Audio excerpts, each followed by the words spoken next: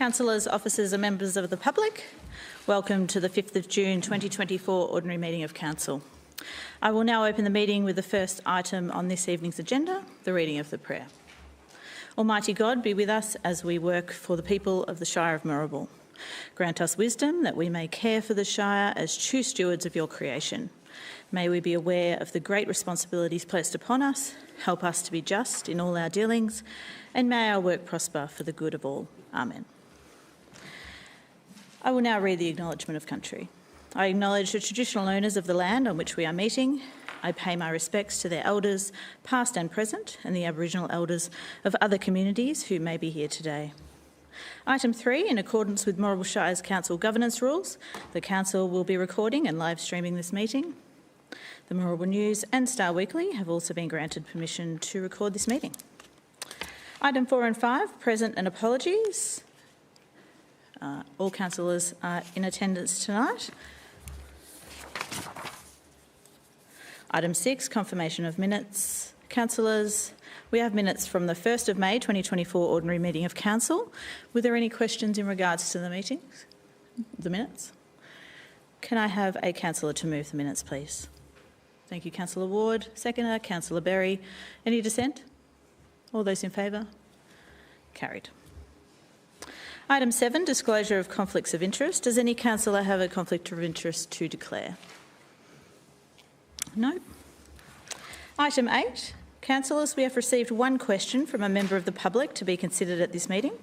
The question is from Lauren Matthews and will be read and responded by the General Manager of Community Strengthening, Lee McCallum. Thank you. Thank you. Through the Chair. The question of this evening is, why did Council vote against a motion at the Municipal Association of Victoria's State Council on 17th of May 2024, motion C9 Rainbow Alliance, for the MAV to host a series of forums open to all councils to discuss and share strategies for LGBTIQA+ inclusion? And, in light of this vote, what is Council doing to address community safety matters, risk management and LGBTIQA+ intersectional inclusion in the face of threats to safety? Excuse me. The response is, Council is committed to improving social outcomes for all communities within Moorabool and understands that to achieve this, strong partnerships with sector and service providers is essential to ensure an informed, planned and joined-up approach is applied. As such, Council works closely with local support agencies, Victoria Police and health networks to understand, plan for and respond to emergent community issues as they arise. Should an incident or trend in community safety arise, Council would work collaboratively with its partners and community to respond to or mitigate. More broadly, Council's programs and services are planned to support a strong, inclusive community, and through a range of existing engagement opportunities and platforms, Council invites community and its partners to have a voice on influences impacting social prosperity and inclusion. Thank you. Thank you. Item 9, petitions. We have one petition report to consider. Item 9.1, objection to rename the Elaine Recreation Reserve to Ron Reid Recreation Reserve. We have one speaker to the item who will be coming in online, so I will give that a second. His name is Mr. Shane Dunn, and he has registered to speak to this item. And we'll just wait for Mr. Dunn. Yes, I am here. Hello, Mr. Dunn. Hi. Thank you for Thank you for attending. You will have 3 minutes to address Council, Mr. Dunn, and after that, councillors may wish to ask some questions if they want to. So, thank you. Yes. No, thank you, councillors. I only got a phone call from a journalist from the Moorabool News today that the meeting was on. I was supposed to have been let know by the council officers, but I wasn't when the meeting was on. So I'm just in the Northern Territory at Wadeye, and I have had no chance to make a little speech, but regarding the Elaine Recreation Reserve, there's strong opposition against the Elaine, the proposal to name it the Ron Reid Recreation Reserve, because we've got 120 signatures, as you councillors would be most likely aware, against the proposal. And I'm secretary of the Elaine Cricket Club, the Elaine Tennis Club, and have been a big part of reforming the tennis club and the cricket club way back from 2010. I've run Auskick there, I've run Milo Cricket, I've been vice president of the cricket club. I've been president of the tennis club, so I'm very heavily involved in the community, and there's been a lot of people involved in this community, and there is a lot of opposition against the proposal to rename the Elaine Recreation Reserve to the Ron Reid Recreation Reserve.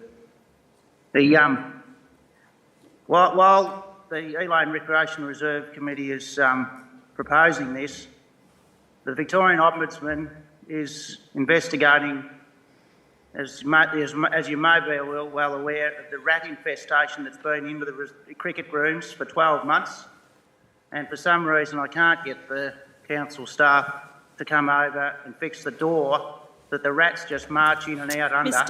Sorry, Mr Dunn. I was aware that we just need to speak about the petition that you have registered to speak on. We can't sort of diverge across to other topics. Yes, my point is that the journalist rang me today, and I said, well, there's more important issues than renaming an oval when a rat infestation should be fixed, and the community is 120 signatures against it, and majority of them are locals. So I'm not sure whether the other petition is locals or just commuters off the highway. I'm not sure. I haven't looked at the other petition, but there's been a lot of media articles over this as well. The back page of the Ballarat Courier, Moorabool News, and if push comes to shove, we're more than willing to protest at the opening of this new proposal because we're just totally against it. Thank you, Mr Dunn. Okay, councillors, do we have any questions for Mr Dunn? Yes, Councillor Tatchell. No, I don't have a question for Mr Dunn, but I have a question on governance. On a petition basis, we generally just receive a petition. We don't generally have a preamble to it because there'll be a decision made in terms of what the response to that petition is, and that's probably the best time for Mr Dunn to speak, as opposed at the beginning. So there was no need to do a preamble. I'm a little surprised that it's actually come up as an item that would be allowed to be spoken against, because basically all council does is receive the petition. Thank you, Councillor Tatchell. Thank you, Mr Dunn, for your time. Thank you for your time, and yes, Councillor Tatchell, it may have snuck in, but it's very, very important to us in the little township of Elaine that the Elaine Cricket Ground stays the Elaine Recreation Reserve. Thank you, Mr Dunn. Councillors, for your time. Councillors, I will now move... Madam Mayor, I would move the recommendation on page 8 of the business paper. Thank you. And I'll second it. Thank you, Councillor Dudzik. Do I have any dissent? All those in favour? Carried. Thank you. I'll move to item 10, presentations, deputations. There are no presentations or deputations listed in the agenda. Item 11.1, we will move to Chief Executive Officer reports. Item 11.1 to 2021 to 2025 Moorabool Shire Council Plan Progress Report Quarter 3, March 2024. Is there any questions? Councillor, thank you. Councillor Tatchell, you will move it. Do I have a seconder? Councillor Berry, thank you. Any dissent? Let's have a question, if I may. Yes, Councillor Sullivan. Thank you, Madam Mayor. I'm not wishing to oppose. Just sort of, given that this is a point in time and there are some projects that are to be completed, is it expected that the majority of them will be completed by the end of the financial year? Please. Thank you, Councillor Sullivan. Mr CEO. Through the Chair. There will be some items that will be carried over, but we're anticipating the vast majority of items will be completed this year. Okay, I have a mover and a seconder. No dissent. All those in favour? Carried. Item 11.2, 2017 to 2021 Moorabool Shire Council Plan Outstanding Actions Progress Report Quarter 3, March 2024. Do I have a councillor to move the recommendation? Councillor Ward, seconded by...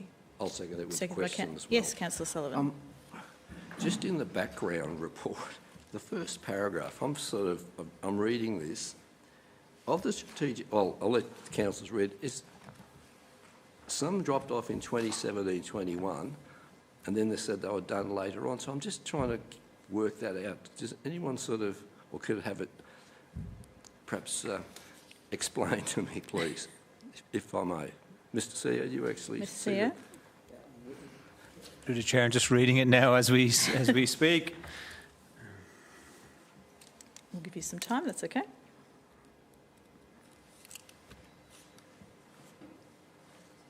So Through the chair, I think I understand what that is saying.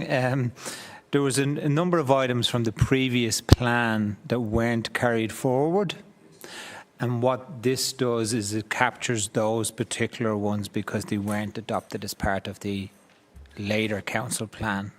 So they're old items. 7 of them are complete. There's still 4 outstanding from the previous council plan that weren't incorporated into the new council plan, and they should have been just rolled into the new one. okay. Thank you. So we didn't want to lose them in the scheme of things. So that's what that is. It's Okay, not thank you. worded. It's, yeah, thank you. So I have a mover, Councillor Ward, seconded by Councillor Sullivan. Is there any dissent? All those in favour? Carried. Item 11.3, response to the notice of motion number 319, Moorabool Shire's involvement in the Committee for Ballarat. Do anyone have any questions? Madam Chair, if your indulgence, I have an alternate motion which has been circulated to councillors, and I hope all councillors have received a copy of that. Do you wish me to read it out, or will you just take? I think it'd be Okay. good. Thank you. This is in response to item 11.3, and the alternate motion reads: 1, that council write to the Committee for Ballarat and advise them that Moorabool Shire wishes to withdraw its membership from the Committee for Ballarat forthwith. 2, advise the committee it wishes them well in their future endeavours, but believes that the direction of the committee does not align with the interests of the communities of Moorabool. Thank you, Madam Mayor. That's the motion that I've Thank alternate you, motion I put forward. Councillor Sullivan. Do I have a seconder? Councillor Tatchell. Is there any dissent? Councillor Ward. I will open the debate, and Councillor Sullivan, thank you. Thank you, Madam Mayor. When I asked for this notice of motion some time ago, and this is the culmination of that, and I understand that the report that has come back prepared by the CEO, backgrounding what the Committee for Ballarat does and what it stands for, but I sense that the interests of our municipality don't necessarily align with that of the Committee for Ballarat. That's been demonstrated to me on a couple of occasions, and I think we have to stand with our community in this matter. And as I say, I don't think that our interests and their interests align, and we have to consider the communities of our shire first and foremost. And as I say, this is a decision that one has to make, and I would commend the motion to councillors. Thank you. Thank you, Councillor Sullivan. Councillor Ward, as the opposing, you wish to speak? Yeah, thanks, Madam Mayor, and thank you, Councillor Sullivan. I'm obviously against the alternate motion. I'm certainly supportive of the motion where it's reviewed on an annual basis that was in our original documentation. The Committee for Ballarat, and I don't have the history involved with the committee that Councillor Sullivan and Tatchell may have, but I think the Committee for Ballarat represents the City of Ballarat and the Western region, including Hepburn, Golden Plains and Pyrenees. And Moorabool, by its very charter, we share the Western Highway, which is the second busiest freeway in Victoria, with them, and I think our interests are intricately aligned.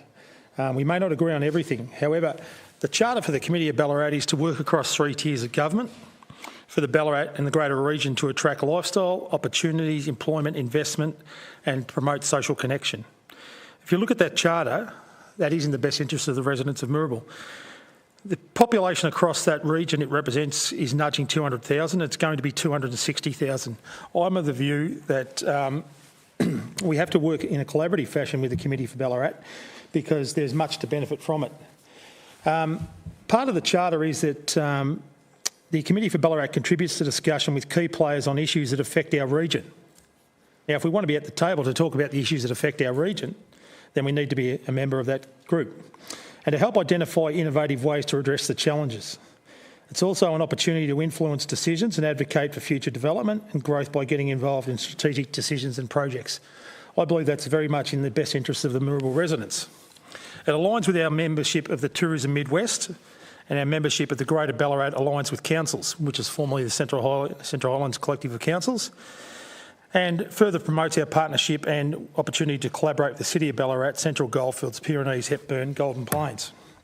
Our interests won't always align, but the opportunity is to work with the Committee of Ballarat and influence policy. I'll make a very, I think, relevant comparison.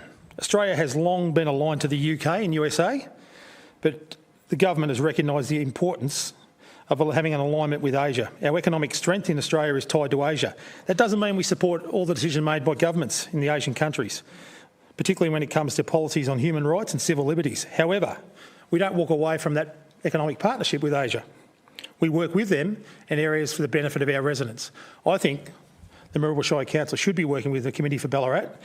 And my last point is, in the 22-23 year, Moorabool Shire had total income of $101 million, an expenditure of close to $63 million. The $4,400 membership we're investing to be a member of the Committee for Ballarat, I think is very important to promoting the business interests and the economic interests of our Shire. And I think it's a very small investment that can potentially benefit our community. Thank you, Madam Mayor. Thank you, Councillor Ward. Councillor Tatchell as a seconder. Would you like to speak? Thanks, Madam Mayor. I'd first of all like to make the point the Committee of Ballarat is not the Council of Ballarat. It's a committee set up to look after Ballarat. The two things that we're actually at odds with are probably the two biggest things in our Shire. One is the transmission lines, which the Committee of Ballarat support, and there's plenty of councillors here that were running in front of the camera to say we support the underground wires. Well, we need to be strong and actually support it, not link hands with the Committee of Ballarat. And I think Fong and Poulton do a great job, and I'm not for 1 minute disregarding their ability to try and drag Moorabool into the argument, as their charter for the next 3 years is Ballarat to be running on renewable energies, of which they produce none, which is hilarious. So what they do is they bring Moorabool in, and funny enough, if you have a look at the website, the only two councils that are mentioned on their website are Golden Plains and Hepburn, and yet we're bigger than both. Yet we still don't get a Guernsey. In fact, there's 70,000 words in their fluff on the Committee of Ballarat, which Moorabool only gets mentioned once, the word Moorabool, and that's in our ad, where we're hidden in corporate. And if you push on the button, it actually sends you to Dr. Google to say there's the Moorabool website. So that's what they think of us. And I had a meeting with them a year ago when they had a big discussion about renewable energies in Ballarat, and said, why would we give up our leverage to give to Ballarat when the only renewable energy you guys produce is a few solar panels on a few roofs? But at the end of the day, you've destroyed our landscape. You've buggered the food bowl. And now you want to trade office and go to government and say, Committee of Ballarat needs to raise money for Ballarat using us as a catalyst. There's no way they're not going to do that. Not to mention the transport, where they want to bring the rail from Ballarat to Melbourne under an hour at our expense by going through our stations without stopping. So, yeah, when we talk about the arrangement between us and the Committee of Ballarat, it's beautiful for Fong, Poulton and co. Works wonderful for those guys. What's in it for us? And I know, I read the report, took all the 45 seconds. I went back and had another look at it, spare 30 seconds up my sleeve, I wanted to have another look. And I thought, well, what's in it for us? And at the end of the day, there was nothing. And when you go to their website, there's even less. In fact, we don't even get a mention. When they talk about renewable energy, we're called part of the region. Is that what we are? We want to give up our identity? Do we want to give up our leverage? Do we want to give up our ability when we've given so much? When we've given up the green pastures that we had here 12, 13 years ago to grow electricity instead of food, and now they want to run wires through the whole place above us all so we can do less farming to support their cause? Do we want to get involved with Alstom and the train system so our commuters see the train go directly past them to make sure that Poulton and Fong get their under an hour connectivity from Melbourne out of Ballarat. Is that what we're about? And at the end of the day, why would we sit in an ad where not one member of Moorabool, not one business member of Moorabool is mentioned in the Committee of Ballarat? There is not one member in the Committee of Ballarat in the membership itself from Moorabool. There's no one on the committee. There's absolutely no one on the CEO's team that has any relationship to us at all. And we don't even get a mention when they mention shires on the front page. So, and the bottom line is, they're not government. We are. If we're going to have a relationship, let's have it with governments. Let's do that regionally. But if we're going to do it on the pet toys of the Committee of Ballarat to support their projects, I don't think so. Not here. Thank you. Thank you, Councillor Tatchell. Is there any other councillors that would wish to speak on the matter? I'll go Councillor Edwards and then Councillor Berry. Thank you, Madam Mayor. Look, I'm always a big believer that you're better off inside the camp than outside the camp. That way you can influence. And we are certainly that in the case for the Central Highlands Group, the Peri-Urban Group of Rural Councils, where we are a paying member and we actually have quite a substantial say in the outcomes. And generally those groups won't advocate for things where they can't get some sort of consensus. But unfortunately the history of the Committee of Ballarat is it is Ballarat focused. Right? Yes, there's a lot of business people there, and yes, Moorabool, there are advantages in doing that, but there's a very strong disadvantage if the government get the message from the Committee of Ballarat, right, not the Central Highlands Group of Councils, which supports a whole lot. For example, and I think I was actually in the chair at the time when we withdrew from the Committee of Ballarat, and it was because they were adamant that they wanted to bypass Bacchus Marsh for rail and not stop at Balan and these other stations, right? And they wanted to rely on, they thought that was the future so they could have the 59-minute rail, right? That's a really good example. It would be a strong disadvantage, yet they use our label when it suits, right? That's my concern. I actually think we should be liaising with these groups, and it would be good to have relations with business. But at the moment, there's no rules in place like there are for the Peri-Urban Group and the Central Highland Group of Councils, just to name a few. Right, I can understand why some of the other, like Horsham and these other councils, would join the group because they benefit down the line of all those different things, whether it be road, rail, jobs for the area. We're trying to build jobs here. They're trying to build jobs in Ballarat. We've got the Parliament Employment Precinct. They've got out the west of the Shire, which is actually contradicts. There's many things that contradict the needs of both councils. So I think giving false representation in an organisation that we don't have the ability to vet what they put out is a risk to our Shire. Thank you, Madam Chair. Thank you, Councillor Edwards. Councillor Berry. Thanks, Madam Mayor. I also went on and had a look at the website because I was a little bit concerned that I haven't really heard anything coming out of this group, the Ballarat Committee for Moorabool. There was one extra shire that they did mention to Councillor Tatchell, that was the Pyrenees. So there's 3 other councils mentioned bar Moorabool. Not sure it's because maybe our membership lapsed.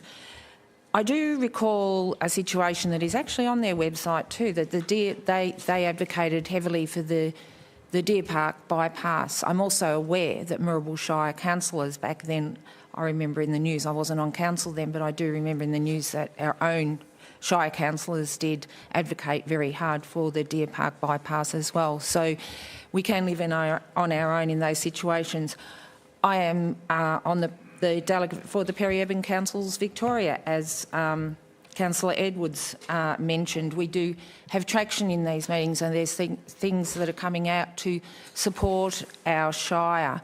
But on looking on the website for the Committee of Ballarat, I too noticed that I went extensively through it and too noticed that it was all businesses within Ballarat that are registered on that website. So unless officers somebody can answer this question, we've been a member since 2014 and then it lapsed. Has there been anything that's come out of the Committee of Ballarat meeting? Is anybody able to answer that?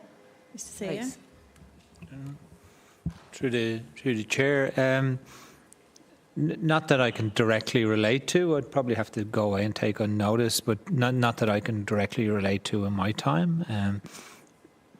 I'm aware of the rail issues and I'm aware of a few other issues they've worked on, but not necessarily directly for ourselves. Okay.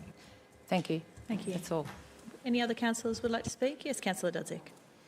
I think that our fellow councillors have spoken very well on this matter, and it's quite clear to me that the Committee for Ballarat hasn't actually done a lot for Moorabool, and the issues of the railway and the overhead transmission lines, the differences are too great in opinion, and I commend Councillor Sullivan's motion. Thank you, Councillor Dudzik. I'll pass back to Councillor Sullivan to close the debate. Thank you. Thank you, Madam Mayor. I'll be brief because my fellow councillor has spoken so eloquently. It's very hard to recap. But I think we just need to... The Committee for Ballarat is not the City of Ballarat. We certainly do have a good relationship with adjoining and councils, as articulated by my fellow councillors, the Peri-Urban Group of Councils, Central Highlands, the Western Highway Action Group, but they are council bodies and are focused and looking from a local government perspective. The Committee for Ballarat is not a local government entity. It is its own entity itself. And I think where we sit geographically, that is Moorabool, we are sort of between Ballarat and metropolitan Melbourne. We look east and look west. So our interests are not necessarily those of what might the Committee of Ballarat might see. And as I said before, we have to, look after the interests of our communities and what's best for Moorabool, because we are Moorabool, and I think we need to remember that. So thank you, Madam Chair. Thank you, Councillor Sullivan, and thank you, all councillors. We will now put the motion to a vote. All those in favour of the alternate? All those against? It is carried. Thank you. Councillors, we will now move on to Community Planning and Development Reports. Item 12.1, Planning Scheme Amendment C108, Ballan Precinct 5 Authorisation. Do I have a councillor? Councillor Tatchell, do you move? Yes. A seconder, please. Councillor Sullivan, any dissent? All those in favour? Carried. Madam Chair, if I may, it's not a bit unusual. I'd just like to commend our staff for the excellent work they've done in delivering this project. It's a great moment, and I commend Henry and Sarah and all those involved in this, because it's been a fantastic outcome and augurs well for the future of the growth in our shire. Thank you. Thank you, Councillor Sullivan. Councillors, we will now move on to Community Strengthening Reports. Item 13.1, Fair Access Policy. Do I have a councillor to move the recommendation outlined in our agenda? Happy to move it. Thank you, Councillor Dudzik. Do I have a seconder? Councillor Berry. Happy to second. Any dissent?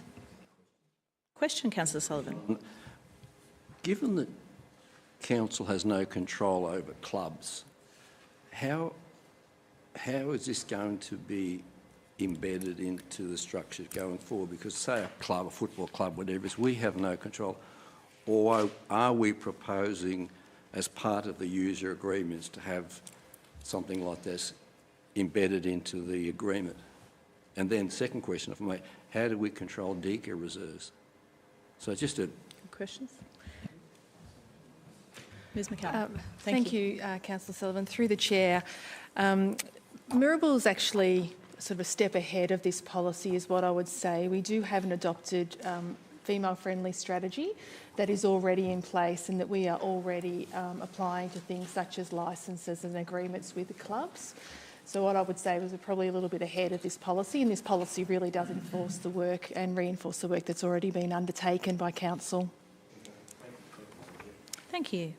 Councillor Ward, you have a question? I just wanted to further expand on that answer to the state government in mandating the fair access policy as adopted by all councils was kind enough to exclude DECA-owned reserves. Thank you, Councillor Ward. Okay, Councillor Dudzik moved it, Councillor Berry seconded it. Do I have any dissent? All those in favour? Carried. Item 13.2, Community Asset Committees Reports. Do I have a councillor to move the recommendation in the agenda tonight? Thank you, Councillor Sullivan. Do I have a seconder? Councillor Edwards. Any dissent?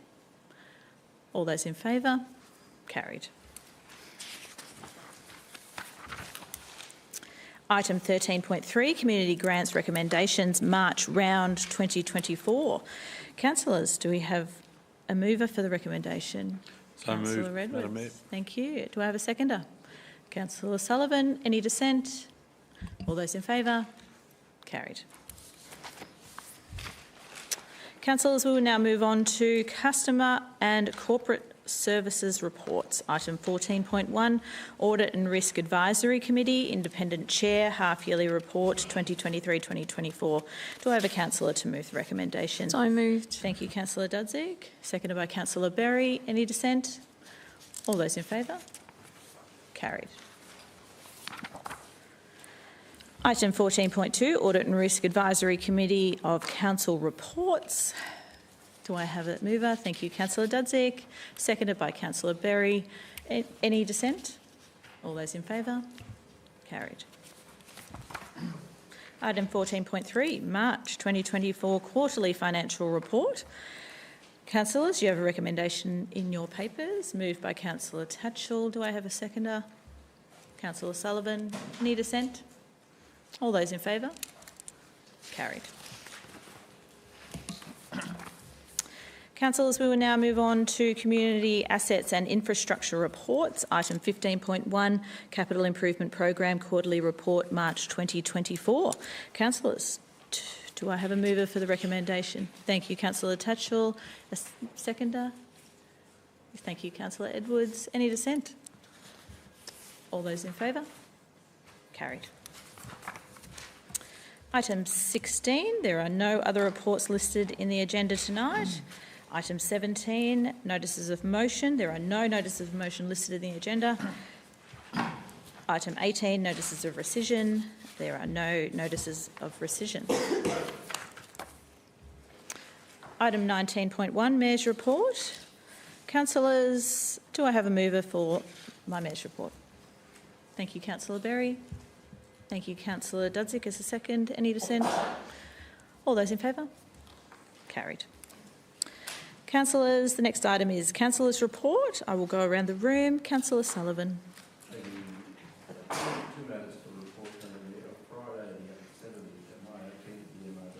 Oh, sorry, Councillor.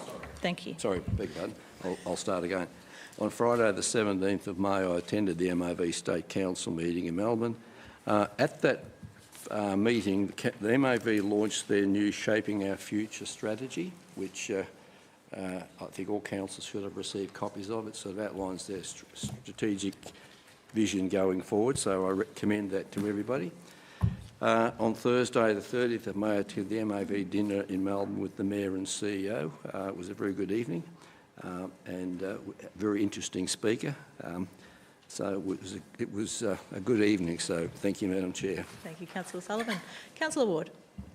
Nothing to report, Madam Mayor, but if I could just make one comment and also just ask a question that I'm happy for the officers to take on notice on behalf of a resident.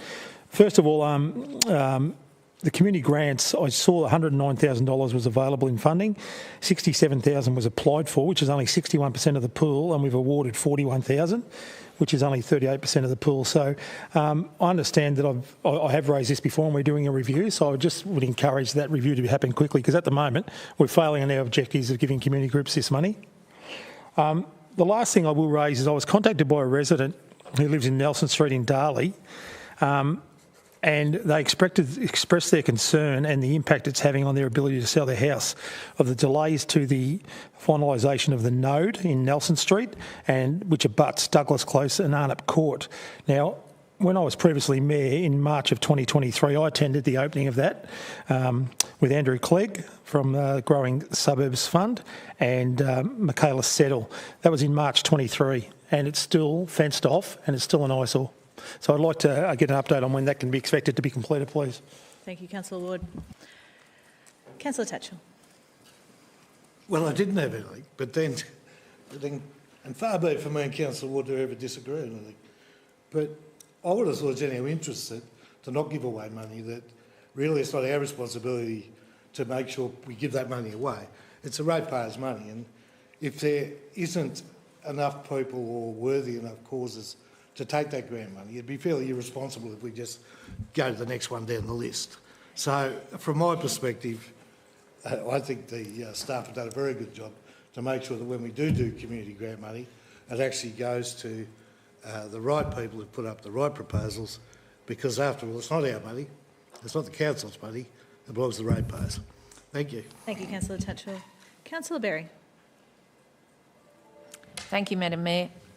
On Saturday the 4th of May, I attended the Tamil New Year 2024 event, the Bacchus Marsh Public Hall, with the Mayor. Good to see these events are occurring in our community, because this group was from wide metropolitan area, right from Wyndham right down to Dandenong. So our public hall is getting a little bit of interest from all these other groups, which is fantastic. On Tuesday the 7th of May, I attended the 9 o'clock Coffee Connect networking session at Grey Matters Cafe in Bacchus Marsh. Well done to councillor officers on organising this event, but it seems as though Moorabool is getting a lot of traction outside of our area, because there was a gentleman who'd come up from Geelong. So I was amazed that he'd seen our Coffee Connect event advertised, and he came up to have a chat with businesses in Bacchus Marsh, which was great.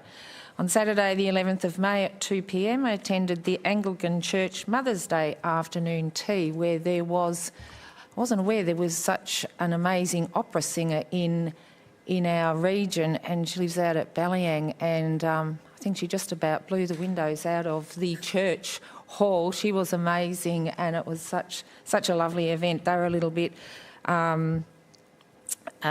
upset that they didn't get a lot of attendance, but there was a lot of things on Saturday. There was the football, and there was other Mother's Day events going on around Bacchus Marsh.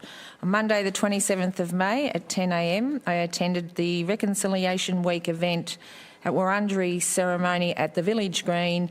This was great to see so many primary school children attending. The only disappointing fact for me is they didn't actually have a smoking ceremony, but I believe they were all booked out, so maybe council staff, we can get somebody secured for next year now, so we don't miss out on that smoking ceremony. And I think a few of the children did comment as well. Wednesday the 29th, Thursday the 30th and Friday the 31st of May, I attended via invitation that was sent to Peri-Urban Councils Victoria as the Deputy Chair, the NGAA Conference in New South Wales, which is the National Growth Area Alliance. This was held in Penrith, New South Wales, where it's such a huge growth area. And in relevance to our Peri-Urban Councils, we might be way smaller, but we have the same issues that all these growth councils are having. This growth alliance are trying to encourage peri-urban councils to be members, but I think we'd get a little bit lost being such a small, and then being such a peak body of local governments in Australia that are fast-growing outer metropolitan cities and suburbs, and Melton and Wyndham were in attendance, who we all know have their populations are off the table compared to the peri-urban councils. One thing I did note, we had a tour of Penrith. They took us around the Western Sydney Airport build. This was a perfect example of the three levels of government working together, local, state and federal. They're getting the M12 built, they're getting the tunnel built out to this airport, they're getting the airport built, and they're getting the rail built, all in one. So billions of dollars that it's going to get this airport up and running and perfectly working, I would say, with everything that's being built. So out of that, Peri-Urban will be thanking them, I think, and we'll continue with our advocating for Peri-Urban Councils Victoria as our own single group. Our neighbouring large councils like Melton and Wyndham, are members of this group, and it was even more evident to me why Bacchus Marsh should not be an urban suburb included with these cities after participating in this conference. 1st of June, Peter Carey Short Story Awards at Lerderderg Library. I think a record entries this year, 305. There was a local member. Some of the schools that participated were amazing. Some of their stories and their imaginations are amazing. There was, in particular, a lady who lives in the flats in Lord Street, the high-rise flats, Commission flats, and she wrote a story on a local person who walks our streets of Bacchus Marsh every day for coffee, and he helps out with members, and she was recognised as the local winner, which was fantastic. Thank you, Madam Mayor. Thank you, Councillor Berry. Councillor Dudzik. Nothing to report, but I would like to congratulate our council staff on their community grants program, and I'm glad it is a stringent process, and I congratulate all the successful groups. Thank you, Councillor Dudzik. Councillor Edwards. Nothing to report, Madam Mayor. Thank you. All right, I'll have a councillor to move the councillor reports. Thank you, Councillor Sullivan. Seconder? Councillor Ward. Any dissent? All that. Do we have dissent? Sorry, the council report just puts not sorry. All those in favour? I think we need to get them back to 3 minutes. Carried. I think you went 5. Do we have a minute? No, I don't think we have a rule on how many minutes that takes. Okay. Item 21, urgent business. Councillors, I'll go around the room just to check whether there's any urgent business. Councillor Sullivan. No urgent business, Madam Mayor. Thank you, Councillor Sullivan. Councillor Ward. No, Madam Mayor. Thank you. Councillor Tatchell. Just a couple of questions, if I may. Yep. Madam Mayor. The last 3 Ida Habit flag raising events, there's been a lot of criticism. 2. Oh, well, we did have a Ida Habit event, but we didn't raise a flag. So, yeah, it was done in Bacchus Marsh, but anyhow. My concern is that once again it's been reported in the paper that council are at fault. I mean, and so the question is, how much is this costing to run up the land when we had probably 30 people, of which half were staff?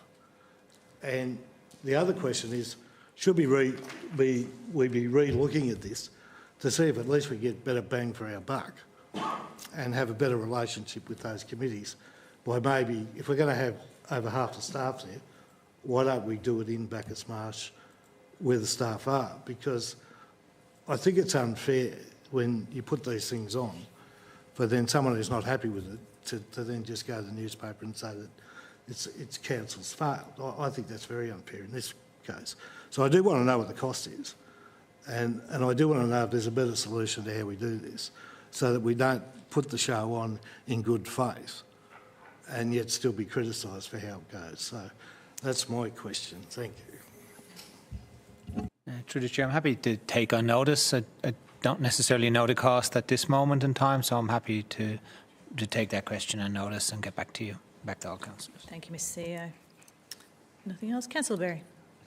Any urgent business? No, I don't have any urgent business. Thank you. Councillor Dudzik? No. Councillor Edwards? No urgent business. Right. Okay.